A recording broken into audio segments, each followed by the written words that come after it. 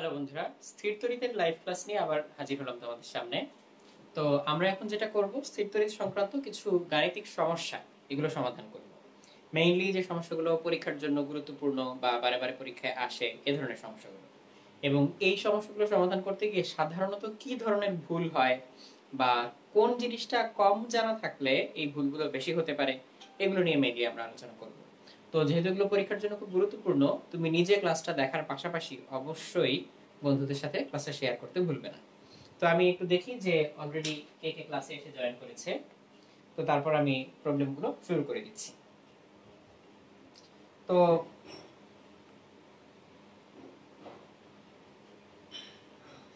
আচ্ছা, তো অলরেডি আমি দেখতে পাচ্ছি যে ক্লাসটা শুরু হয়ে গিয়েছে। হ্যাঁ, এবং অনেকে অলরেডি ক্লাসে এসে জয়েন করেছো। আমি দেখতে পাচ্ছি সাইফ, আলমগীর, উদয়, শিশির, তোমাদেরকে দেখতে পাচ্ছি অলরেডি। তো যারা যারা জয়েন করেছো তারা অবশ্যই ক্লাসে শেয়ার করে দিও যাতে সবাই দেখতে পায়। তো আমি আর কথা না বাড়িয়ে প্রবলেম দিয়ে শুরু করি। প্রথমে আমরা যে প্রবলেমটা করব সেটা হচ্ছে স্থিরবৈদ্যুতিক আকর্ষণ বিকর্ষণ, অর্থাৎ হচ্ছে কুলম্বের সূত্র নিয়ে। তো কুলম্বের সূত্রটা প্রয়োগ করার জন্য যে জিনিসটা তোমার জানা থাকা লাগবে সেটা হচ্ছে কুলম্বের সূত্র কোন কোন ক্ষেত্রে অ্যাপ্লিকেবল, কোন কোন ক্ষেত্রে আমরা কুলম্বের সূত্রকে ব্যবহার করতে পারি। যেমন যদি দুইটা বিন্দু চার্জ হয় বা পয়েন্ট চার্জ হয় তখন আমরা কুলম্বের সূত্রটা অ্যাপ্লাই করতে পারি। যদি সুষম গোলাকার চার্জ হয়, অর্থাৎ সুষম গোলকের গায়ে চার্জ ছড়ানো থাকে, তখন হচ্ছে আমরা এই কুলম্বের সূত্র অ্যাপ্লাই করতে পারি। তো এই ক্ষেত্রে সরাসরি কুলম্বের সূত্র অ্যাপ্লাই করা যায়। আর যদি বিন্দু চার্জ না হয় বা এরকম সুষম গোলাকার চার্জ না হয়, সেক্ষেত্রে আমরা গাউসের সূত্র ব্যবহার করে থাকি। তো এখন আমরা যেটা করব, আমরা প্রথম যে প্রবলেমটা দিয়ে স্টার্ট করতে যাচ্ছি সেটা হচ্ছে হাইড্রোজেন পরমাণুতে প্রথম কক্ষপথে যদি একটা ইলেকট্রন থাকে, সেটার সাথে হাইড্রোজেনের যে নিউক্লিয়াস তার আকর্ষণ কতটুকু এটা আমরা জানতে চাই। তাহলে এটা আমরা সরাসরি কুলম্বের সূত্র দিয়ে বের করতে পারবো। কুলম্বের সূত্র অনুযায়ী দুইটা বিন্দু চার্জের মধ্যে আকর্ষণ বা বিকর্ষণের মান হচ্ছে F = 9 × 10⁹ শূন্যস্থানের জন্য Q1 Q2 d²। এই ফর্মুলা দিয়ে আমরা সেটা বের করে ফেলতে পারবো। তো আমরা জানি যে একটা ইলেকট্রনের চার্জ হচ্ছে -1.6 10⁻⁻19 কুলম্ব। কুলম্ব হচ্ছে চার্জের একক। আর একটা প্রোটনের চার্জও সেম কিন্তু পজিটিভ, 1.6 10⁻⁻19 কুলম্ব। এই হচ্ছে একটা প্রোটনের চার্জ। তো আমরা ইলেকট্রন প্রোটনের চার্জ জানি সমান এবং বিপরীত। তো আমরা যদি এখন এই ভ্যালু বসাই এখানে, আমরা এখানে চার্জের শুধু মানটা বসাবো, কোনো প্লাস মাইনাস সাইনটা বসাবো না, শুধু আমাদের মানটা দরকার যে ওদের কতটুকু আকর্ষণ হয়। তো সেটা করার জন্য আমরা F = লিখলাম 9 × 10⁹9। এখানে 1.6 × 10⁻⁻19 এই পুরোটাকে আমি স্কয়ার করে দিতে পারি। এবার ডিসটেন্সটা কিভাবে পাবো?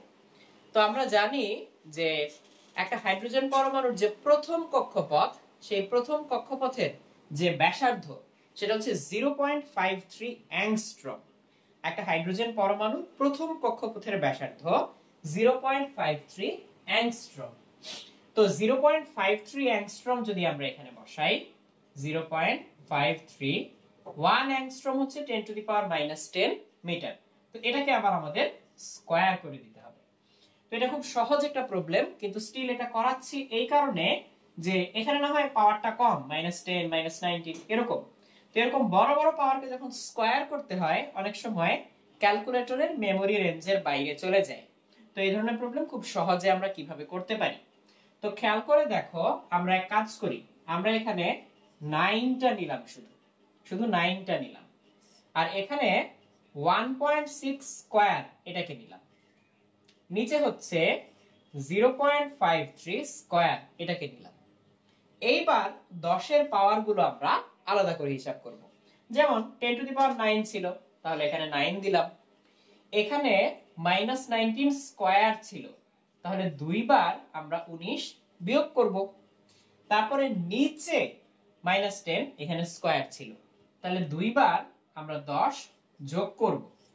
এই অংশটুকু আমরা চাইলে কিন্তু সহজে হিসাব করে ফেলতে পারি। যেমন 19 কত হয় 38, তাহলে -38, তাহলে এখানে আমি একবারে লিখে ফেললাম -38। আবার 10 10 যোগ করলে 20, তাহলে এখানে কত থাকলো -18, -18 আর +9, তাহলে -9 হয়ে যায়। তাহলে এবার আমরা শুধু সামনের অংশটুকু হিসাব করলেই হয়ে যাবে। তো এবার যদি আমরা সামনের অংশটুকু হিসাব করি তাহলে কত আসে 9 ইনটু উপরে আসবে 1.6 স্কয়ার, নিচে 0.53 স্কয়ার। তো হাইড্রোজেন পরমাণু প্রথম কক্ষপথ যে 0.53 অ্যাংস্ট্রম, এটা কিন্তু তোমার প্রশ্নে নাও দেওয়া থাকতে পারে। এই তথ্যটা তোমার জানা থাকতে হবে। কিছু কিছু জিনিস হচ্ছে মাথায় রাখা লাগবে, এটা প্রশ্নে সবসময় দিতেও পারে নাও দিতে পারে। যেমন পৃথিবীর ভর সবসময় দিয়ে দিবে না, সূর্যের ভর সবসময় দিয়ে দিবে না, ইউনিভার্সাল গ্র্যাভিটেশনাল কনস্ট্যান্টের ভ্যালু এটা সবসময় দিয়ে দিবে না, তোমার কিছু জিনিস মাথায় রাখতেই হবে। আচ্ছা, যেটা আমরা করছিলাম 9 into 1.6 square by 0.53 square into 10 to the power -9, 10 to the power -9। তো গুণ করলে আমরা পাচ্ছি 8.2 into 10 to the power -8, 8.2 into 10 to the power -8, 8.2 into 10 to the power -8। তো এই হচ্ছে পুরো প্রবলেমটার অ্যানসার। এত নিউটন আকর্ষণ এদের মধ্যে কাজ করবে। তো এটা ছিল যে একটা হাইড্রোজেন পরমাণু প্রথম কক্ষপথে থাকা অবস্থায় একটা ইলেকট্রন আর হাইড্রোজেনের যে নিউক্লিয়াসটা অর্থাৎ তার প্রোটন, তার মধ্যে আকর্ষণ কতটুকু হয়। তো এটা আমরা এইভাবে করলাম। তো এই ধরনের হিসাব নিকাশ আমাদের অন্যান্য চ্যাপ্টারেও করতে হয়, যেমন পরমাণুর গঠন যে চ্যাপ্টারটা বা নিউক্লিয়ার ফিজিক্স, সেখানে এই বড় বড় পাওয়ারের ক্যালকুলেশন গুলো করতে হয়। তখন এই পদ্ধতিটা খুব কাজে লাগতে পারে। অনেক সময় তাড়াহুড়া করতে গিয়ে এই পাওয়ার গুলো নিয়ে অনেক রকম ভুল হয়, তখন উল্টাপাল্টা রেজাল্ট চলে আসে। আচ্ছা, তো আমরা একটা প্রবলেম করলাম, সেটা হচ্ছে কুলম্বস ল থেকে।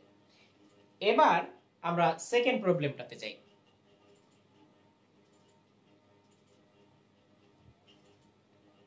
সেকেন্ড প্রবলেমটা হচ্ছে তড়িৎ প্রাবল্য নিয়ে। তড়িৎ প্রাবল্যের যে প্রবলেমটা, সেটা কিরকম আমরা আগে একটু দেখে নিই। সেটা হচ্ছে প্রথমে সহজ একটা প্রবলেম দিয়ে শুরু করি আমরা। এটা হচ্ছে একটা সমকোণী ত্রিভুজ, একটা সমকোণী ত্রিভুজ। তো সমকোণী ত্রিভুজে যে বাহুগুলো সমান সমান, তিনটা বাহুর দৈর্ঘ্য একেবারে সমান।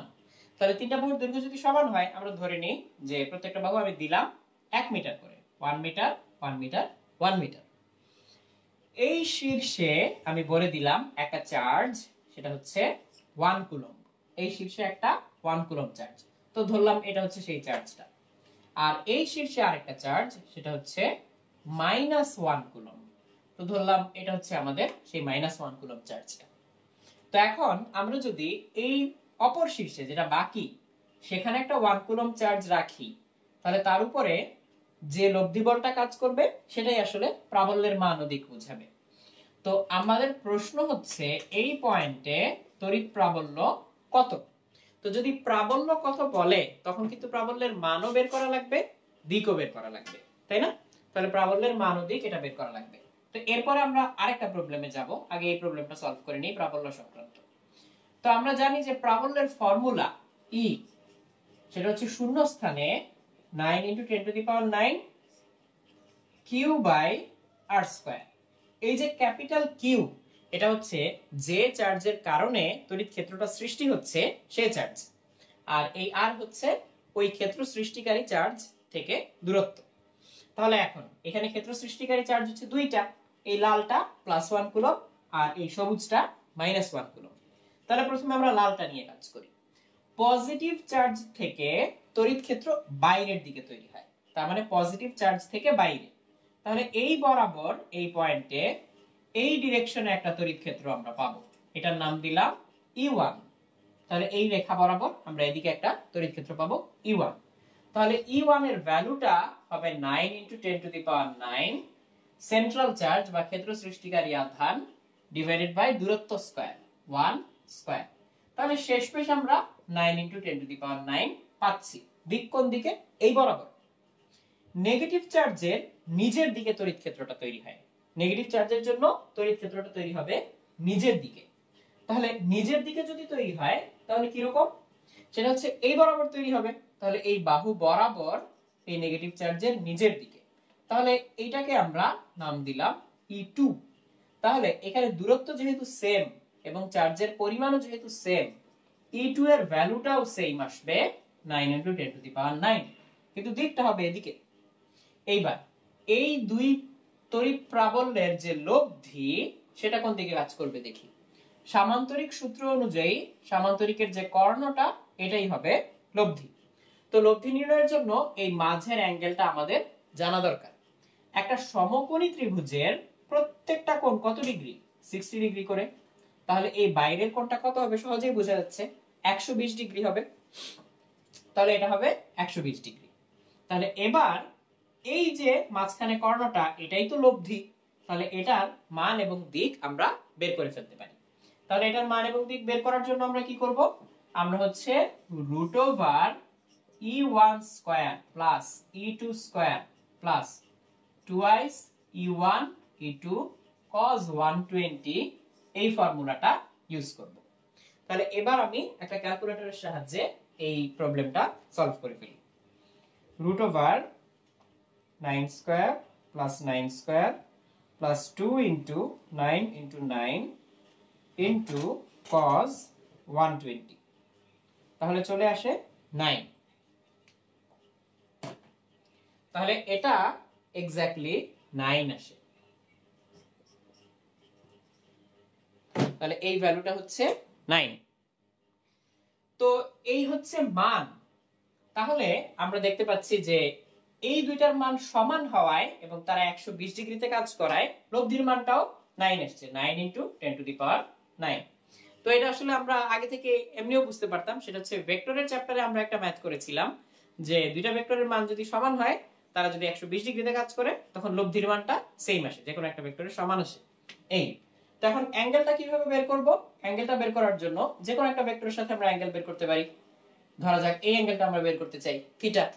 তাহলে আমরা লিখব হচ্ছে tan থিটা ইকুয়ালস, এটা কার সাথে করে? E1 এর সাথে। এদিকে থাকবে E2 sin 120 E1 plus E2 cos 120। তাহলে এটা করলে যদি ভ্যালু বসাও তাহলে দেখবে থিটা আসে হচ্ছে 60 ডিগ্রি। তার মানে হচ্ছে এই রেখা থেকে 60 ডিগ্রি, তার মানে হচ্ছে এই বাহুর সমান্তরাল আসবে। তো এই হচ্ছে আমরা একটা তড়িৎ প্রাবল্যের মান এবং দিক কিভাবে বের করতে পারি।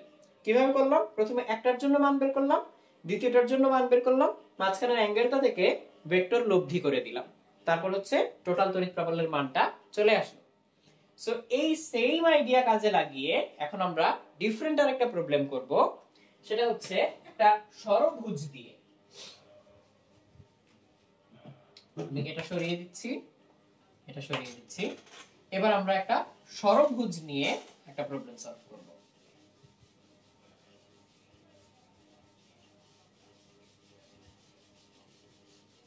সুষম ষড়ভুজ বা একটা রেগুলার হেক্সাগন। তাহলে এই হচ্ছে আমার একটা সুষম ষড়ভুজ বা রেগুলার হেক্সাগন।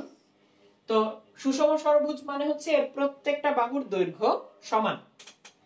এই ষড়ভুজের প্রত্যেকটা কোণায় 1 কুলম্ব করে চার্জ রাখা, এখানে 1 কুলম্ব, এখানে 1 কুলম্ব, এরকম চার্জ রাখা।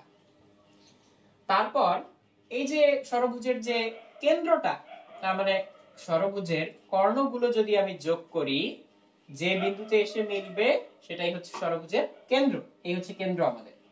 তো এখানে 1 কুলম্ব চার্জ রাখা, এখানে 1 কুলম্ব চার্জ রাখা, এইখানে 1 কুলম্ব চার্জ রাখা, এখানেও 1 কুলম্ব চার্জ রাখা, এখানেও 1 কুলম্ব চার্জ রাখা, কিন্তু এখানে কিছু নেই, এই জায়গাটা ফাঁকা। তো আমাকে বলতে হবে এই যে কেন্দ্র, কেন্দ্রে তড়িৎ প্রাবল্য কত এটা বলতে হবে। তো এই সুষম ষড়ভুজের প্রত্যেকটা বাহুর দৈর্ঘ্য হচ্ছে 2 মিটার, প্রত্যেকটা বাহুর দৈর্ঘ্য 2 মিটার। তাহলে এখানে তড়িৎ ক্ষেত্রের প্রাবল্য কত এবং কোন দিকে সেটা আমাকে কমেন্টে জানাও। আর এই বিন্দুগুলোর হচ্ছে আমরা চাইলে নাম দিতে পারি। আমরা এখান থেকে শুরু করতে পারি। এই কর্নারটা হচ্ছে এ, এটা হচ্ছে বি, এই কর্নারটা সি, এটা ডি, এটা ই, এটা হচ্ছে এফ।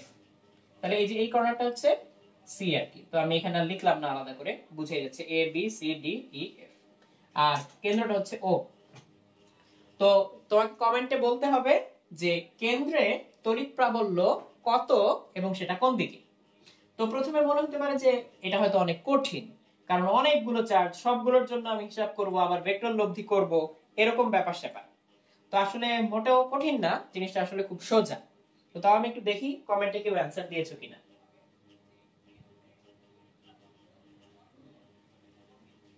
আচ্ছা, তো দেখো আমি এই প্রবলেমটা সলভ করে দেই, তোমরা মিলিয়ে নাও। এখানে এই যে 1 কুলম্ব, এটা কোন দিকে তড়িৎ প্রাবল্য সৃষ্টি করবে? এখান থেকে ঠিক বাইরের দিকে। তাহলে এই 1 কুলম্ব এই পয়েন্টে কোনো চার্জ থাকলে তাকে যতটুকু ধাক্কা দিত, ঠিক অপোজিট প্রান্তে এই যে 1 কুলম্ব সে আবার এদিকে ধাক্কা দিয়ে সেটাকে নিউট্রালাইজ করে দিবে। তাহলে এটা এটাকে নিউট্রালাইজ করে দিবে, এটা এটাকে নিউট্রালাইজ করে দিবে। তাহলে এই দুইটা চার্জের জন্য এইখানে থাকা কোনো চার্জ কোনো লব্ধি বল অনুভব করবে না। আবার একইভাবে এই চার্জটা এবং তার বিপরীত দিকে থাকা এই চার্জটা, এদের যেহেতু দূরত্ব সমান এবং মান সমান, ও এই মাঝখানে থাকা কোনো চার্জকে যতটুকু ধাক্কা দিবে ও ততটুকুই ধাক্কা দিবে। কাজেই এরা দুইজনকে নাকচ করে দিবে। কাজেই এটা বাদ, এটা বাদ, এটাও বাদ, এটাও বাদ। তাহলে কেবল থাকলো এই চার্জটা। এই চার্জটা 1 কুলম্ব, সে এই কেন্দ্রে কতটুকু তড়িৎ প্রাবল্য সৃষ্টি করবে সেটা হচ্ছে দূরত্বটা জানলেই আমরা পেরে যাব। এখন সুষম ষড়ভুজের ভিতরে এই যে কর্ণগুলো যোগ করলে যে ত্রিভুজগুলো তৈরি হয়, এরা প্রত্যেকে আবার সমবাহু ত্রিভুজ, কারণ এই অ্যাঙ্গেলগুলো 60 ডিগ্রি, এই অ্যাঙ্গেলগুলো 60 ডিগ্রি। এটা কিভাবে 60 ডিগ্রি হলো তোমরা একটু চিন্তা করলেই বুঝে যাবে। তাহলে সুষম ষড়ভুজের ভিতরে এই যতগুলো ত্রিভুজ তৈরি হচ্ছে সেই সবগুলোই হচ্ছে এক একটা সমবাহু ত্রিভুজ। কাজেই এই বাহুটা যদি 2 মিটার হয় তাহলে এই দূরত্বটাও আসলে 2 মিটার। তাহলে অ্যানসারটা হবে E equals 9 into 10 to the power 9। এই চার্জের কারণে তড়িৎ প্রাবল্য সৃষ্টি হচ্ছে, তাই এটা উপরে, আর এই দূরত্বটা হচ্ছে 2 মিটার, তাহলে এখানে নিচে 2 স্কয়ার। দিক হবে এই পজিটিভ চার্জ থেকে বাইরের দিকে, তার মানে OD বরাবর, OD বরাবর, তাহলে হচ্ছে OD এর দিকে, OD এর দিকে। তাহলে 9 into 10 to the power 9 1/2 square, আর দিক হচ্ছে OD এর দিকে। এই হচ্ছে আমাদের অ্যানসার। আচ্ছা, তো আমি এবার অ্যানসার গুলো একটু দেখি কে কে কি দিয়েছো। অনেকেই বলেছো শূন্য। না, শূন্য হবে না, কারণ এখানে তো কোনো চার্জ নাই। কেন্দ্রে আমি যে তড়িৎ প্রবাহটা বের করতে বললাম, এই চার্জগুলোর প্রভাব নাকচ হয়ে যাচ্ছে, এটাটা নাকচ হয়ে যাচ্ছে না, এটাটা থেকে যাবে। সো ওডি বরাবর, অনেকে অ্যানসার লিখেছো যে ওডি বরাবর, ডি বরাবর অনেকে লিখেছো, তাদের অ্যানসারটা পার্শিয়ালি সঠিক যে হ্যাঁ ডি বরাবর, যেমন শিশির লিখেছো ডি বরাবর। কিন্তু রেজাল্টটা হচ্ছে এই শুধুমাত্র একটা চার্জের কারণে যতটুকু ততটুকু, এই একটা চার্জের কারণে যতটুকু ততটুকু। তো আমরা হচ্ছে এবার অ্যানসারটা বের করে ফেলি। কত হয়? 9 into 10 to the power 9 into 1/4, তাহলে আমরা পেয়ে যাচ্ছি 2.25 into 10 to the power 9, 2.25 into 10 to the power 9, আর দিকটা হচ্ছে OD বরাবর। তো এখন আমি দেখতে পাচ্ছি যে অনেকে সঠিক উত্তরটা নিয়ে আসতে পেরেছো। শুরুতে অনেকে আবার 1 লিখছিলে, 1 না, 2.25 10 to the power 9, যেমন মিম লিখেছো এই অ্যানসারটা, নাফিসা লিখেছো, তারপর সালমা আলমগীর, তারপর দেখতে পাচ্ছি সীমান্ত, তোমরা সবাই এই সঠিক উত্তরটা দিতে পেরেছো 2.25 into 10 to the power 9 এবং OD বরাবর। তাহলে এটা একটা ইন্টারেস্টিং প্রবলেম ছিল। তো এরকম যখন দিবে তখন এইভাবে তুমি হিসাব করে চিন্তা ভাবনা করে অ্যানসারটা দিতে পারবে। তো এবার একটু চিন্তা করে দেখো, এটা যদি সুষম ষড়ভুজ না হয়ে একটা সুষম অষ্টভুজ হয়, অক্টাগন, সেখানে যদি আমরা এই কাজ করি, একটা বাদ দিয়ে বাকি সবগুলোতে 1 দেই, তখন তিনটা 6টা ক্যান্সেল হয়ে যাবে, একটা থাকবে। কিন্তু সেক্ষেত্রে বাহুর থেকে আবার তোমাকে এই দৈর্ঘ্যটা বের করে নিতে হবে, কারণ এখানে সমবাহু ত্রিভুজ হচ্ছে, বাট এটা যদি অষ্টভুজ হতো তখন কিন্তু এটা সমবাহু ত্রিভুজ হতো না, তখন কিন্তু ডিফারেন্ট হতো, সমদ্বিবাহু ত্রিভুজ। তো সেখান থেকে বের করে নেওয়া যেত। তো এটা হচ্ছে প্রাবল্য সংক্রান্ত আরেকটা প্রবলেম। তো আশা করি প্রবলেমটা তোমরা বুঝতে পেরেছো, এবং এই ধরনের প্রবলেম সলভ করার সময় আমি যে কথাগুলো বললাম সেটা অবশ্যই মাথায় রাখবে। আর এই জন্যই ক্লাসগুলো বেশি বেশি করে শেয়ার করবে, যাতে সবাই এই প্রবলেমগুলো সম্পর্কে সতর্ক হতে পারে। তো এরপরে আমরা হচ্ছে আমাদের থার্ড প্রবলেমটাতে যাই। থার্ড প্রবলেমটা হচ্ছে তড়িৎ বিভব সংক্রান্ত, স্থির বৈদ্যুতিক বিভব বা ভোল্টেজ। তো বিভব সংক্রান্ত প্রবলেমটাতে আমরা এখন একটু যাচ্ছি। তো আমরা এখানে একটা গোলক কল্পনা করি। গোলক, এটা একটা গোলক, আর এটার ভিতরে সমকেন্দ্রিক আরেকটা গোলক, দুইটা গোলক। পরিবাহী গোলকের বৈশিষ্ট্য হচ্ছে, আমরা যদি পরিবাহী গোলকে কোনো চার্জ দেই, সেটা হচ্ছে গোলকের সম্পূর্ণ বাইরের অংশ জুড়ে সুষমভাবে ছড়িয়ে পড়ে। পরিবাহী গোলকের ভিতরে কোনো চার্জ থাকে না, সেটা ফাঁপা হোক কিংবা নিরেট হোক, পরিবাহী গোলকের ভিতরে আসলে চার্জ থাকে না। পরিবাহী গোলকে চার্জ দেওয়া মাত্র সেটা বাইরের অংশে চলে আসে এবং পুরো গোলক জুড়ে সুষমভাবে ছড়িয়ে থাকে। তো এটা হচ্ছে পরিবাহী গোলকের বৈশিষ্ট্য। তো এখন এটা হচ্ছে দুইটা ফাঁপা গোলক এবং পরিবাহী, কাজেই আমি যদি বাইরেরটায় +5 কুলম্ব চার্জ দেই, সেটা সুন্দর মতো পুরোটা জুড়ে ছড়িয়ে থাকবে। আর ভিতরেরটায় আমি দিলাম -5 কুলম্ব চার্জ। ভিতরের যে গোলকটা, তার রেডিয়াস হচ্ছে 2 মিটার, এটা হচ্ছে R1 হচ্ছে 2 মিটার। আর বাইরের যে গোলকটা, তার রেডিয়াস হচ্ছে R2 এবং R2 হচ্ছে 4 মিটার। তো এই তথ্যগুলো প্রশ্নে দেওয়া। এরপরে প্রশ্নে বলা যে এই কেন্দ্র থেকে 1 মিটার দূরত্বে বিভব কত আর 5 মিটার দূরত্বে বিভব কত। তাহলে 1 মিটার দূরত্বে বিভবটাকে আমরা V1 লিখলাম, আর 5 মিটার দূরত্বের বিভবটাকে আমরা V5 লিখলাম। তো এখন 5 মিটার কত দূরে? এটা হচ্ছে দুইটা গোলকেরই বাইরে। যদি গোলকের বাইরে থাকে, তখন সরাসরি বিভবের ফর্মুলাটা আমরা ব্যবহার করতে পারি। আমরা জানি যে বিভবের ফর্মুলা ছিল শূন্যস্থানে 9 × 10⁹ কেন্দ্রীয় চার্জ, যে চার্জটা হচ্ছে এই বিভবটা তৈরি করবে, সেই কিউ ডিভাইডেড বাই কেন্দ্র থেকে দূরত্ব আর। এই হচ্ছে বিভবের ফর্মুলা। তাহলে এবার আমরা দুইটা গোলকের জন্য আলাদা করে হিসাব করে যোগ করে দিব, কারণ বিভব তো স্কেলার, আমরা নরমালি যোগ করতে পারবো। তাহলে এখানে V5 আমরা বের করতে চাই। তাহলে V5 এর জন্য 9 × 10⁹। প্রথম গোলকের কেন্দ্র থেকে দূরত্ব কত? 5 মিটার। তাহলে প্রথম গোলকের কেন্দ্র থেকে যদি দূরত্ব 5 মিটার হয়, তাহলে তার চার্জ হচ্ছে ভিতরেরটায় -5 আর দূরত্বটা হচ্ছে 5। তাহলে কি হবে? -5/5। এরপরে বাইরের যে গোলকটা, তার জন্য আবার 9 × 10⁹। এইবার এই গোলকের চার্জ কত? +5 কুলম্ব। তাহলে আমরা +5 কুলম্ব দিচ্ছি এবং এই গোলকের কেন্দ্র থেকে আমাদের দূরত্ব কত? 5। তাহলে আমরা এখানে 5 দিচ্ছি। তাহলে দেখো কাটাকাটি হয়ে কত হয়ে যাচ্ছে? এইটা -1, এটা +1। তাহলে 9 × 10⁹, এটা লাগে মাইনাস, এটা লাগে প্লাস, কাটাকাটি হয়ে শূন্য হয়ে যাচ্ছে। তার মানে এই দুই গোলকের বাইরে যেখানেই আমরা যাই না কেন, আমরা আসলে কোনো তড়িৎ বিভব পাবো না। এই হচ্ছে কথা। তাহলে 5 মিটার দূরে বিভবটা আসলো 0। তাই আমরা V5 এখানে লিখে রাখলাম 0। তাহলে একটা গুরুত্বপূর্ণ কথা কি, সেটা হচ্ছে বিন্দু চার্জ হোক বা সুষম গোলাকার চার্জ হোক, যদি গোলকের বাইরে থাকি আমরা সরাসরি এই সূত্রটাই ব্যবহার করব এবং দূরত্বটা নিব কেন্দ্র থেকে দূরত্ব। তাহলে এটা হিসাব করে আমাদের আসলো V5 0, 5 মিটার দূরত্বে বিভবটা 0। এইবারে আমরা আসি একেবারে কেন্দ্রে বিভবটা কত। কেন্দ্রে বিভবটা বের করার জন্য আমরা একই ফর্মুলা ইউজ করব, তবে আমাদের একটা জিনিস তখন মাথায় রাখতে হবে। সেটা হচ্ছে একটা গোলকের, সুষম গোলকের ভিতরের বিভব হচ্ছে তার পৃষ্ঠের বিভবের সমান। ভিতরের যে কোনো জায়গায় বিভবটা হচ্ছে পৃষ্ঠের বিভবের সমান। কাজেই আমরা যদি এখন ভিতরে 1 মিটার দূরত্বে বের করতে চাই, তাহলে বাইরের গোলকের জন্য আসি একবার, ভিতরের গোলকের জন্য আসি একবার।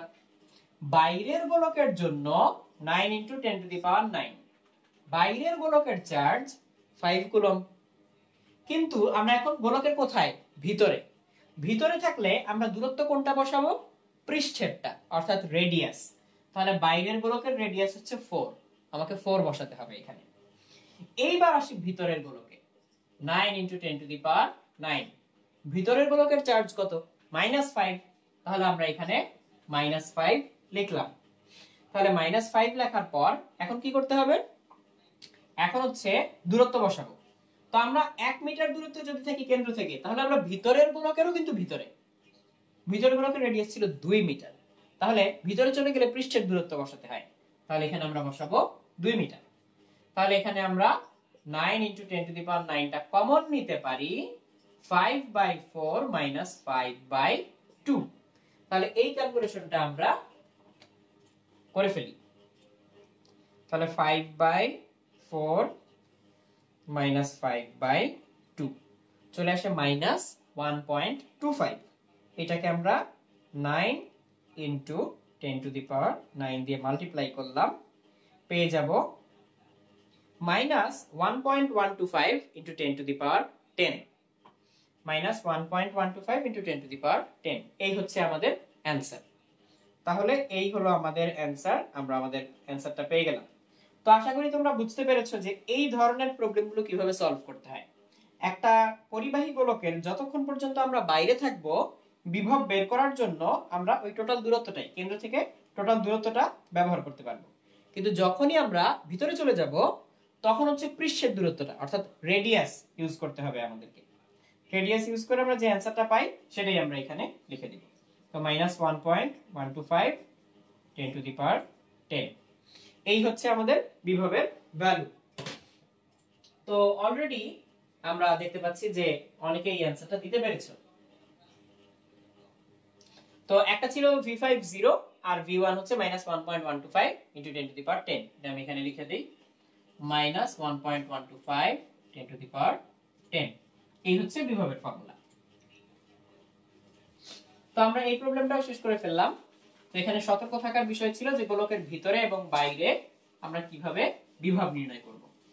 তো অনেকের মনে প্রশ্ন থাকতে পারে যে কেন আমরা পরিবাহী গোলকের ভিতরে চলে গেলে পৃষ্ঠের বিভবটাকে ইউজ করি। এর কারণটা হচ্ছে পরিবাহী গোলকের ভিতরে কোনো তড়িৎ প্রাবল্য থাকে না।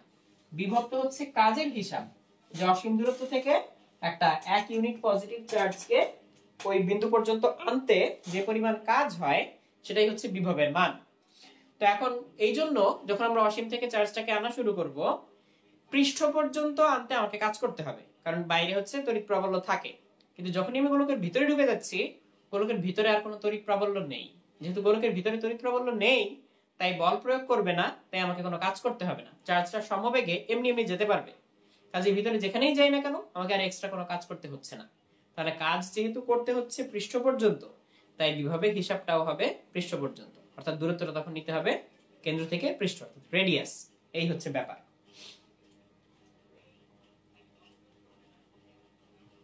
আচ্ছা, তো এটা গেল আমাদের হচ্ছে বিভব সংক্রান্ত একটা প্রবলেম।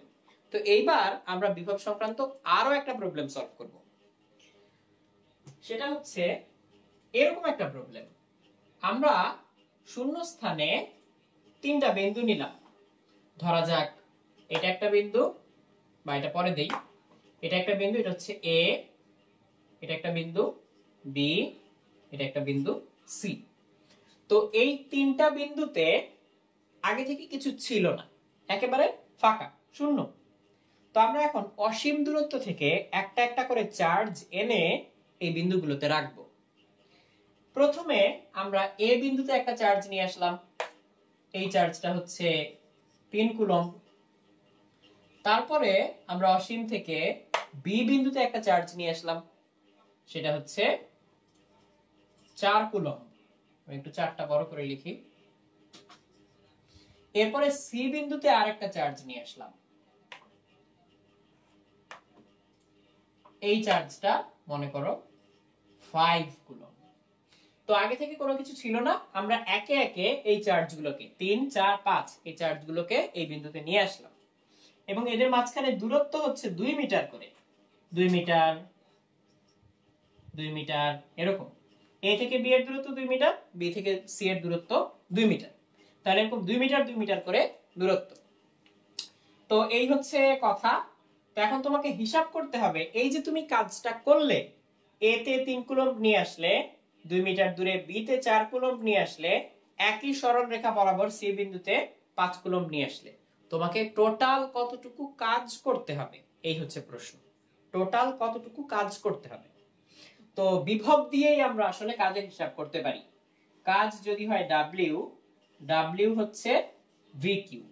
ভি হচ্ছে যেই বিন্দুতে আমরা চার্জটা নিয়ে আসব ওই বিন্দুর বিভব, আর কিউ হচ্ছে ওই বিন্দুতে আমরা বাইরে থেকে বা অসীম থেকে যে চার্জটাকে নিয়ে আসলাম। তার মানে কিউ হচ্ছে এক্সটার্নাল চার্জ বা বহিস্থ চার্জ যাকে আমরা নিয়ে আসছি, আর ভি হচ্ছে যেই বিন্দু নিয়ে আমরা আলোচনা করব সেই বিন্দুটা বিভব। এই হচ্ছে কথা। তাহলে আমরা এখন কাজ হিসাব করা শুরু করি। এ বি সি তিনটা বিন্দুর জন্য আলাদা আলাদা করে কাজ হিসাব করি, তাহলেই হয়ে যাবে। তাহলে এ বিন্দুর জন্য আমরা কাজের পরিমাণ লিখলাম ডাব্লিউ এ। তো প্রথমে তো কোনো চার্জ ছিল না, আমরা এই চার্জগুলোকে সরিয়ে ফেলি। প্রথমে কোনো চার্জ ছিল না, তাহলে কোনো চার্জ না থাকা অবস্থায় এই বিন্দুর বিভব কত? শূন্য। তাহলে এই বিন্দুর বিভব যেহেতু শূন্য, আমরা লিখলাম শূন্য, W = VQ ইনটু যেই চার্জটাকে আমরা নিয়ে আসব, এই যে 3 কুলম্ব চার্জকে আমরা নিয়ে আসলাম, তাহলে এই 3, তাহলে কত আসলো? 0 জুল। তার মানে প্রথমে এই চার্জটাকে আনতে আমাদের কোনো কৃতকাজ করতে হচ্ছে না। এইবার বি বিন্দুতে আসি, WB, এইখানে আমরা একটা চার্জ নিয়ে আসব। এখন এ বিন্দুতে তো আগে থেকেই একটা চার্জ বিদ্যমান, তাহলে এই লাল চার্জটা বি বিন্দুতে নিশ্চয়ই একটা বিভব তৈরি করে রাখবে। সেই বিভবটা কত একটু দেখি। এই এ বিন্দুতে 3 কুলম্ব চার্জ এই 2 মিটার দূরে বি বিন্দুতে কত বিভব তৈরি করবে? শূন্য স্থানে 9 × 10⁹ ইনটু যে বিভব তৈরি করে 3 ডিভাইডেড বাই দূরত্ব 2, তাহলে 9 × 10⁹ ইনটু 3/2। তাহলে এই হচ্ছে আমাদের বিভবের মান। আর সেখানে এই মানটা আমি এখানে একবার লিখে ফেলি। এখানে আমি নিয়ে আসব কোন চার্জটা? এখানে আমি নিয়ে আসব হচ্ছে 4 কুলম্ব চার্জ, তাই না? তাহলে এই হচ্ছে আমাদের VB। তাহলে VB আমরা বের করে ফেলেছি 9 × 10⁹ 3/2। আর নিয়ে আসলাম কত চার্জ? এই বিন্দুতে সবুজ চার্জটা আমরা নিয়ে আসলাম 4 কুলম্ব। তাহলে 4 কুলম্ব দিয়ে গুণ করে দিব। তাহলে যত আসে সেটা আমরা দেখি কত আসে। 9 × 10⁹ 9 × 10⁹ into 3/2 into 3/2, 9 × 10⁹ 3/2 into 4, তাহলে চলে আসে 5.4 10⁻10। তাহলে আমি এটা একটু কাছাকাছি লিখি, 5.4 10⁻10। এই 5.4 10⁻10 এই হচ্ছে WB এর মান। এইবার আমরা হচ্ছে WC বের করতে চাই। তাহলে আমরা এটা একটু মুছে ফেলি। তাহলে আমাদের প্রথমে কি লাগবে? প্রথমে লাগবে হচ্ছে VC। তাহলে আমরা WC কে লিখতে পারবো VC ইনটু যেই চার্জটা এখানে নিয়ে আসব। তাহলে VC আগে বের করি। এখন বলো এই সি বিন্দুতে কে বিভব তৈরি করবে? এইটা নাকি এইটা নাকি দুইটাই? आंसर হচ্ছে হ্যাঁ দুইটাই, কারণ দুইটা চার্জই তো উপস্থিত। তাহলে প্রথমে একটার জন্য চিন্তা করি, লাল চার্জটার জন্য চিন্তা করি। লাল চার্জটার জন্য সি বিন্দুতে শূন্য স্থানে 9 × 10⁹ চার্জের পরিমাণ 3 আর দূরত্ব কত? 4। এরপরে সবুজ চার্জটার জন্য চিন্তা করি, 4 কুলম্ব যেটা, 9 × 10⁹ সবুজ চার্জ কত? 4, দূরত্ব কত?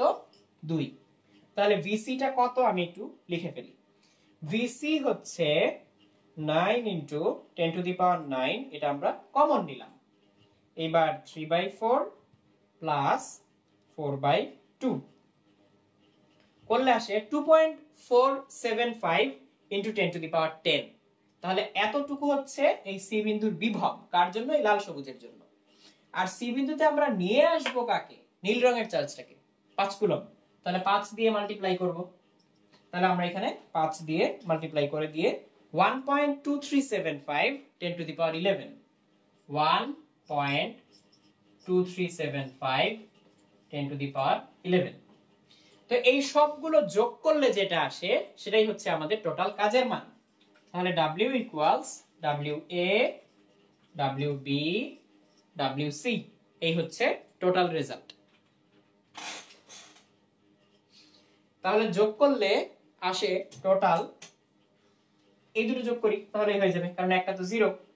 5.4 into 10 to the power 10 plus 1.2375 into 10 to the power 11। তাহলে রেজাল্ট হচ্ছে 1.7775 10 to the power 11। 1.7775 10 to the power 11 এত জুল। এই হচ্ছে টোটাল রেজাল্ট। তো এই হচ্ছে আমাদের প্রবলেমটার অ্যানসার। তো এই প্রবলেমটা আমরা করে ফেললাম। তো এটা একটু অপেক্ষাকৃত জটিল ছিল আগের প্রবলেমগুলোর চেয়ে।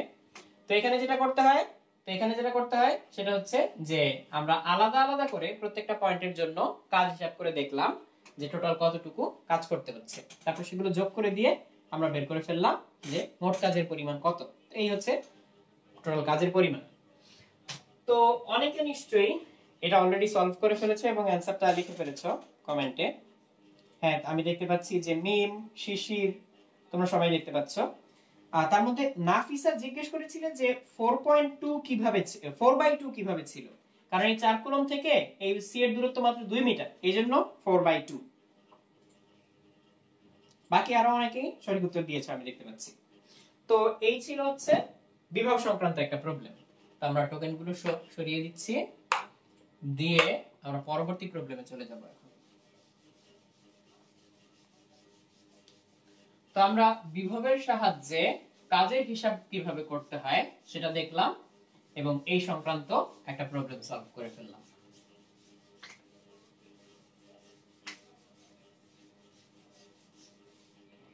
এবারে আমরা চলে যাব হচ্ছে ধারক সংক্রান্ত কিছু সমস্যা নিয়ে। ধারক বা ক্যাপাসিটর। তো আমরা জানি যে ক্যাপাসিটর কিভাবে তৈরি করে। ক্যাপাসিটরে হচ্ছে এরকম দুটো প্যারালাল প্লেট থাকে, এরকম দুটো সমান্তরাল বা প্যারালাল প্লেট থাকে। এটাকে আমরা সামনে থেকে দেখতে পাচ্ছি বলে এরকম।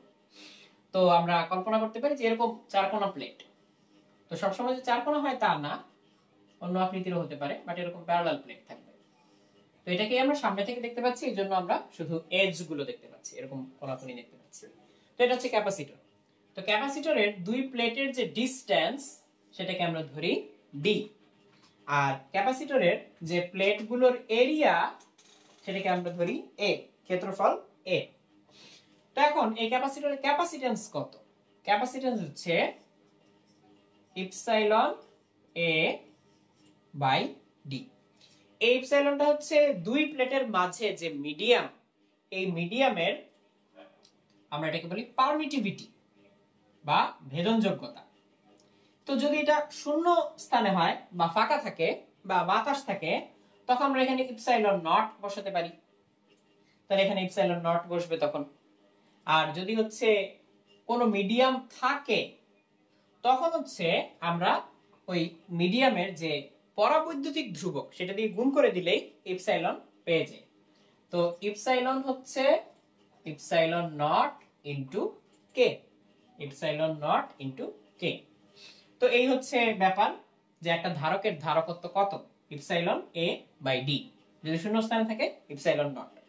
যদি মাঝখানে হচ্ছে কোনো পরাবৈদ্যুতিক ধ্রুবক সহ কোনো মাধ্যম থাকে, যেমন মোম দিয়ে যদি আমরা পূরণ করে দেই তখন কে দিয়ে গুণ হয়ে যাবে, বা আমরা কোনো তেল দিয়ে যদি পূর্ণ করে দেই ওই তেলের যে কে সেই কে দিয়ে এখানে গুণ হয়ে যাবে। তো এইভাবে হচ্ছে ক্যাপাসিটেন্স বা ধারকত্ব পাওয়া যায়। যদি এই ধারকগুলোকে সিরিজ বা প্যারালাল করা হয় তখন কি হয় সেটা আমরা আগে এক নজরে একটু দেখে নিই, তারপরে হচ্ছে আবার আমরা প্রবলেম সলভ করা শুরু করতে পারবো। তো আমরা এখানে প্রথমে দেখে নেই যে সিরিজ করলে কি হয়। এটা যদি C1 হয় ক্যাপাসিটেন্স, এটা যদি C2 হয়। সিরিজ করলে আমরা যেটা করব, ক্যাপাসিটেন্সের ভ্যালুগুলোকে ইনভার্স করে যোগ করে পুরোটাকে ইনভার্স করে দিব। তার মানে এর সিরিজ ক্যাপাসিটেন্স হবে 1/C1 1/C2 হোল ইনভার্স। আর যদি প্যারালাল করা যায় এরকম, এটা C1 এটা C2, আমরা এখানে প্যারালাল করলাম। যদি প্যারালাল করি তখন প্যারালাল ইকুইভ্যালেন্ট ক্যাপাসিটেন্স হবে সিম্পলি এই দুইটার যোগফল। C1 আর C2 কে আমরা শুধুমাত্র যোগ করে দিব, ব্যাস, তাহলে ক্যাপাসিটেন্স পেয়ে যাব। আর একটা ক্যাপাসিটরের দুই প্লেটে যতটুকু ভোল্টেজ থাকে আর ক্যাপাসিটরের ক্যাপাসিটেন্স কতটুকু তার উপরে ডিপেন্ড করে যে এখানে শক্তি কতটুকু জমা থাকবে।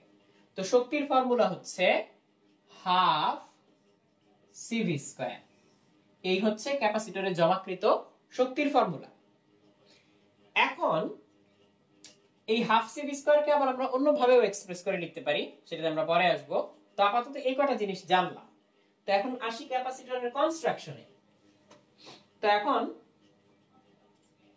হ্যাঁ, একজন কমেন্ট করেছে যে ফর্মুলাগুলো রোধের উল্টো। কথাটা সত্যি, রোধে হচ্ছে প্যারালাল করলে এই ফর্মুলা, সিরিজ করলে এটা, ক্যাপাসিটরে উল্টো। তো এখন আমরা একটা ক্যাপাসিটরের কনস্ট্রাকশনে আসি, যে বাস্তবে একটা ক্যাপাসিটর বা বিভিন্ন ধরনের ক্যাপাসিটর কিভাবে বানায়।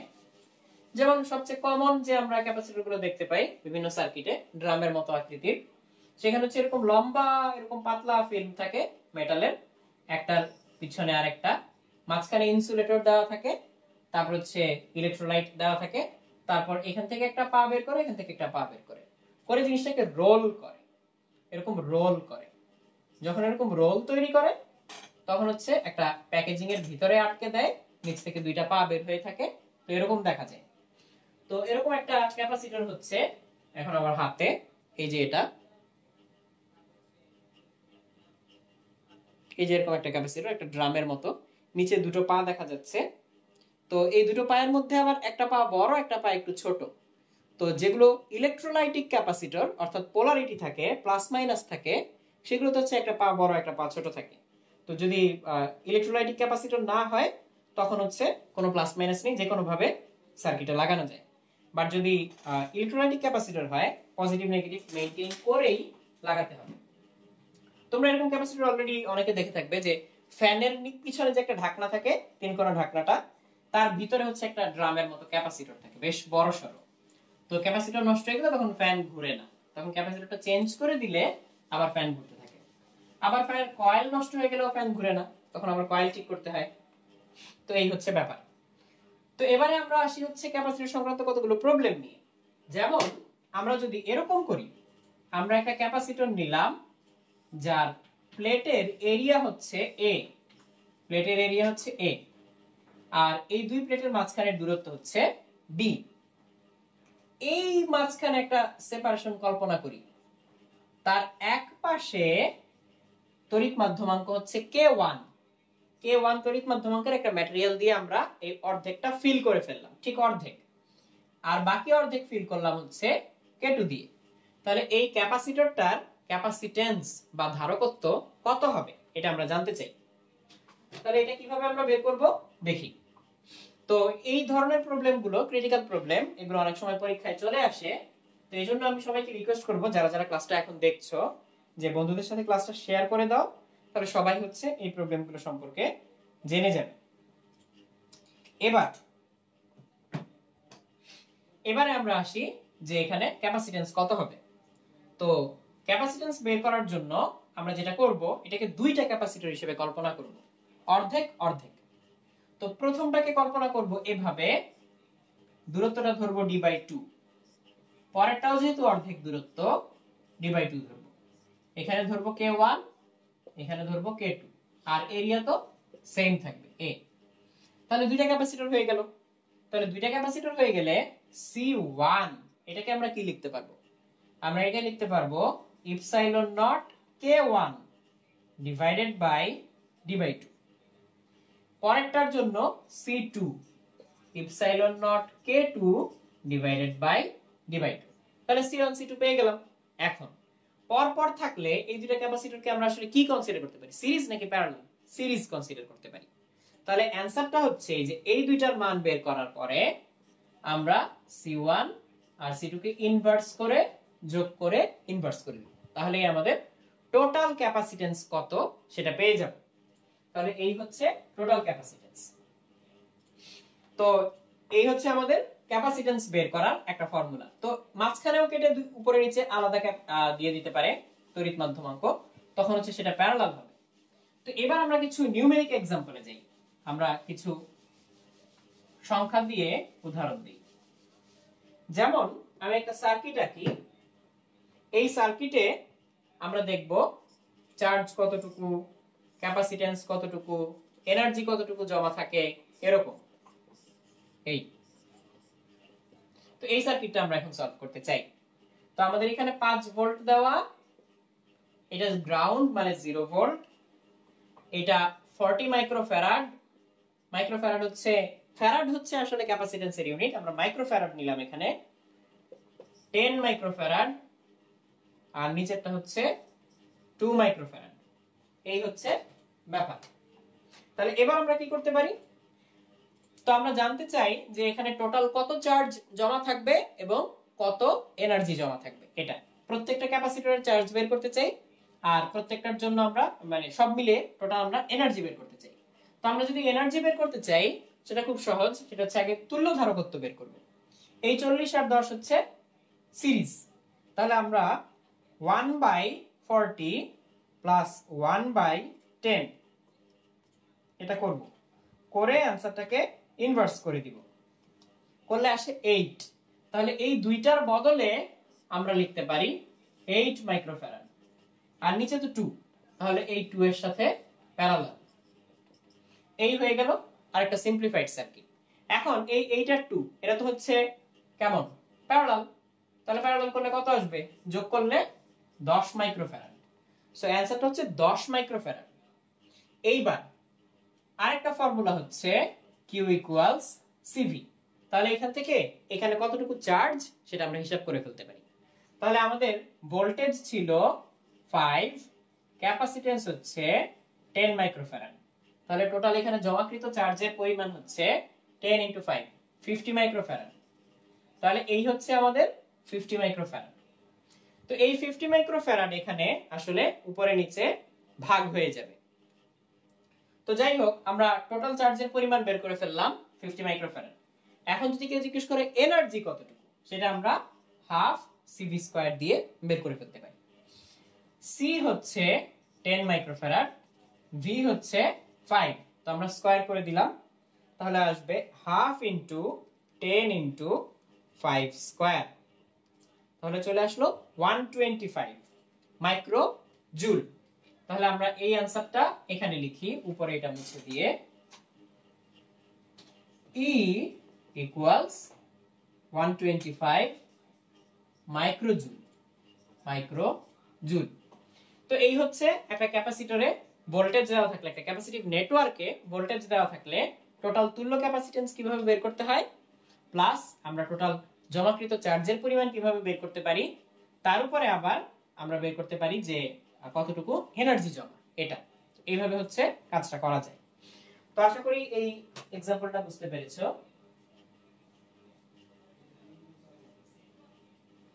50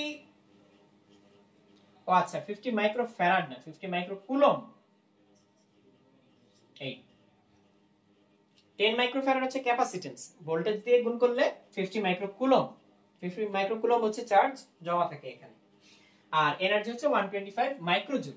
এই তো এরপরে আমরা সিমিলার আরেকটা প্রবলেমে চলে যাই। এটা প্রথমে তোমরা করবে, করার পর আমার সাথে অ্যানসারটা মিলিয়ে নিবে। তো এখন আমি আরেকটা ক্যাপাসিটিভ নেটওয়ার্ক দিতে যাচ্ছি, সেই নেটওয়ার্কটা থেকে সলভ করে বের করবে যে তুল্য ধারকত্ব কত আসে। তুল্য ধারকত্ব কত আসে, আমি নেটওয়ার্কটা এঁকে দিচ্ছি এখানে। উপরের ব্রাঞ্চে দুইটা ক্যাপাসিটর, নিচের ব্রাঞ্চে একটা, এরপরে এই এদের সাথে সিরিজে আরেকটা ক্যাপাসিটর, এরকম এই জিনিসটা এভাবে কাজ করে। এইবার আমি বলে দিব যে এটা কত, এটা 20, এটা 5, এটা হচ্ছে 2। এই সম্পূর্ণটার তুল্য ধারকত্ব আমি বলে দিচ্ছি, এই সম্পূর্ণটার তুল্য ধারকত্ব হচ্ছে 2। তোমাকে বের করতে হবে এই C কত, এটা বের করো। এই সম্পূর্ণ নেটওয়ার্কটার তুল্য ধারকত্ব হচ্ছে 2, তোমাকে বের করতে হবে এই C, এই ক্যাপাসিট্যান্সটা কত। তো এটা বের করার জন্য যা যা হিসাব নিকাশ করা দরকার বা যা যা ফর্মুলা জানা দরকার আমরা অলরেডি জানি। তো এখন দেখি তোমরা কে কে এটা সঠিকভাবে বের করতে পারো। তো আমি কমেন্টে একটু দেখতে চাই কে সবার আগে অ্যানসারটা দিতে পারবে। আচ্ছা, তো এটা বের করার জন্য আমাদের শুধু জানা দরকার যে সিরিজ করলে কি হয় আর প্যারালাল করলে কি হয়, এটা আমাদের জানলেই হবে। তো একটা অংশের কিন্তু সবগুলো মান দেওয়া, 20, 5, 2 এগুলো দেওয়া। তো এই অংশটা বের করে ফেললে এই পুরোটা মিলে একটা হয়ে যাবে। তো এই পুরোটা মিলে যখন একটা হয়ে যাবে তখন তার সাথে কিন্তু সি সিরিজ। তাহলে যেটা তুমি বের করলে সেটাকে ইনভার্স করে সি এর সাথে সি কে ইনভার্স করে অ্যাড করে টোটালটা ইনভার্স করে রেজাল্ট হচ্ছে 2। তাহলে সেখান থেকে সি বের করে ফেলা সম্ভব।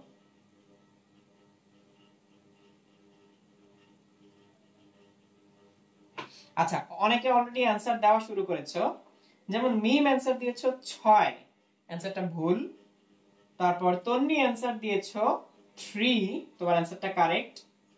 নাফিস দিয়েছো 4, 4, 6, 4 এরকম অনেকে দিচ্ছো 3। তো আমরা দেখি আসলে কত হয়। তাহলে এই 20 আর 5 আগে দেখি এই দুটাকে সিরিজ করলে কত আসে। 1/20 প্লাস 1/5 হোল ইনভার্স, এইটুকু হচ্ছে 4, 4 এর সাথে 2, এই 4 এর সাথে 2 কে প্যারালাল করলে আসবে 6। কাজেই আমরা এই পুরোটুকু মুছে দিয়ে লিখতে পারি 6। এই পুরোটুকু মুছে দিলাম, মুছে দিয়ে লিখলাম 6। এইবার এই 6 এর সাথে কতকে সিরিজ করলে 2 হয়, সেটা হচ্ছে 1/6, 1/c ইকুয়ালস, এটা যেহেতু ইনভার্স করলে 2 হবে তাহলে এখানে আমি লিখতে পারি হাফ। তাহলে 1/c হচ্ছে হাফ মাইনাস 1/6, তাহলে হাফ মাইনাস 1/6 এটা হচ্ছে 1/3। তাহলে 1/c ইকুয়ালস আসলো 1/3, তার মানে c ইকুয়ালস 3। তো যাদের যাদের অ্যানসার 3 এসেছে তাদের উত্তরটা সঠিক। তো আমি শুধুমাত্র হচ্ছে ক্যাপাসিট্যান্স বের করতে দিয়েছিলাম, এজন্য কোনো ভোল্টেজ দেইনি। ভোল্টেজ দিলে হচ্ছে এখানে কি বের করা যেত, চার্জ, এনার্জি এগুলো বের করা যেত। তো আমি পরে দেখতে পাচ্ছি অনেকে অঙ্কটা করে ফেলেছো আমার আগে আগেই। আমি দেখতে পাচ্ছি অভিজিৎ, রোমা, সালমা, তাহসিন, তারপর উৎসব, পার্থ, আজিজুল হাকিম, নাফিসা, অনেক, তোমরা সবাই হচ্ছে 3 অ্যানসারটা বের করতে পেরেছো। তো যাদের যাদের অ্যানসার 3 এসেছে তাদের উত্তরটা সঠিক। তো এখানে সিটা ছিল হচ্ছে 3।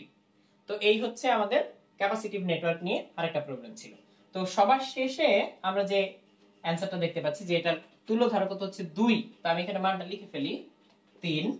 এইবার আমি যদি তোমাদের কাছে জানতে চাই যে আমরা যদি এখানে 10 ভোল্ট দেই, 10 ভোল্ট বিভব পার্থক্য দিলাম, এইটাতে কতটুকু চার্জ থাকবে, এটাতে কতটুকু চার্জ থাকবে, বা শুধু আমাকে এটা বলো এটাতে চার্জ বেশি থাকবে নাকি এটাতে চার্জ বেশি থাকবে।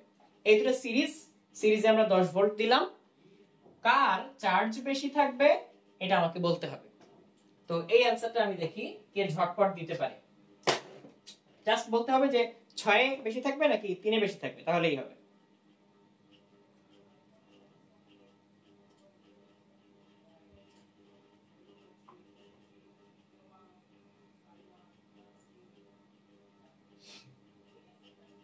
আচ্ছা, তো অলরেডি অ্যানসার আসা শুরু করেছে, তো আমি একটু বলে দিই এখন। সেটা হচ্ছে যতগুলো ক্যাপাসিটর সিরিজে থাকবে তাদের সবার আসলে চার্জ সেম থাকতে হয়। কারণ এই প্লেটে যদি প্লাস কিউ চার্জ থাকে তার অপোজিট প্লেটে মাইনাস কিউ চার্জ থাকতেই হয়। এইবার শুধু চিন্তা করো এই প্লেটটা এই প্লেটের সাথে কিন্তু সংযুক্ত না, আলাদা। এটা সংযুক্ত কার সাথে, এই প্লেটের সাথে, পরের ক্যাপাসিটরের শুরুর প্লেটটার সাথে, এটার সাথে এটা সংযুক্ত। এমনিতে যখন কিছুই ছিল না ভোল্টেজ তখন কিন্তু পুরোটা জিরো চার্জ ছিল। তাহলে এইবার এই কন্ডাক্টরের সাথে এই কন্ডাক্টরটা লাগানো, যদি এক মাথায় মাইনাস কিউ চার্জ থাকে আর এক মাথায় প্লাস কিউ থাকতেই হবে, আর এটাতে যদি প্লাস কিউ থাকে এটাতে মাইনাস কিউ থাকতেই হবে। কাজেই ক্যাপাসিটর যারা যারা সিরিজে থাকবে সবার চার্জ হবে সেম। তো অনেকে অ্যানসার দিচ্ছিলে যে 6 হবে 3 হবে এরকম, তো আসলে 6 3 হবে না, আসলে দুইটাতে সেম পরিমাণ চার্জ থাকবে। অনেকে 3 বেশি লিখেছো, অনেকে 6 বেশি লিখেছো, তো এগুলো ভুল উত্তর। তো আমি প্রথম সঠিক উত্তরটা পেয়েছি সিনথিয়ার কাছ থেকে। সিনথিয়া লিখেছো যে একই হবে, আর এরপরে পেয়েছি হচ্ছে নাইমের কাছ থেকে, নাইমও লিখেছো সেম হবে। তো এটা একটা গুরুত্বপূর্ণ তথ্য যে এই ক্যাপাসিটরগুলোতে সেম সেম চার্জ থাকবে। তো যাই হোক, ফাইনালি এই দুই দুই হচ্ছে তুল্য ধারকত্ব। তো কিউ ইকুয়ালস যেহেতু সিভি, তাহলে এখানে 2 ইনটু 10 অর্থাৎ 20 ফ্যারাড চার্জ থাকবে। তাহলে এখানে যদি 20 ফ্যারাড থাকে, এটাকে এরকম সিরিজ করে দিলেও প্রত্যেকটাতে 20 ফ্যারাড করেই থাকবে। তাহলে এখানেও চার্জের পরিমাণ হবে 20 কুলম্ব। এখানে 20 কুলম্ব থাকবে, এখানেও 20 কুলম্ব থাকবে। তাহলে দুইটাতে 20 20 সেম সেম চার্জ থাকবে, কিন্তু ভোল্টেজ আলাদা হবে। ভোল্টেজ হচ্ছে কিউ বাই সি। তাহলে এখানে ভোল্টেজ হবে 20/6 আর এখানে ভোল্টেজ হবে 20/3। তো 20/6 করলে কত হয়? 20/6 হচ্ছে 3.33 ভোল্ট, আর 20/3 করলে 6.67 ভোল্ট। এই ভোল্টেজ দুইটা যোগ করলে আবার আমরা 10 পাই। তো এইভাবে হচ্ছে প্রবলেমগুলো সলভ করতে হয়। তো আমরা হচ্ছে ক্যাপাসিটর সংক্রান্ত প্রবলেমগুলো দেখে ফেললাম। তো আশা করি এই ধরনের প্রবলেম তোমরা আসলে সলভ করতে পারবে, যে কিভাবে চার্জ বের করতে হয়, কিভাবে তুল্য ধারকত্ব বের করতে হয়, কিভাবে এনার্জি বের করতে হয়। যেমন এখন যদি আমি প্রত্যেকটা ক্যাপাসিটরের এনার্জি বের করতে দিতে বলতাম, তুমি কিন্তু ভোল্টেজও জানো, ক্যাপাসিট্যান্সও জানো, সবগুলো কিন্তু এনার্জি এখন চাইলেই বের করে ফেলতে পারবে। তো এইভাবে এই প্রবলেমগুলো সলভ করতে হয়। তো আমরা আজকে এখানে শেষ করব এবং পরবর্তীতে এই ধরনের আরো গাণিতিক সমস্যা নিয়ে তোমাদের সামনে হাজির হব। ততদিন পর্যন্ত সবাই বাসায় থাকো, সুস্থ থাকো, নিরাপদে থাকো।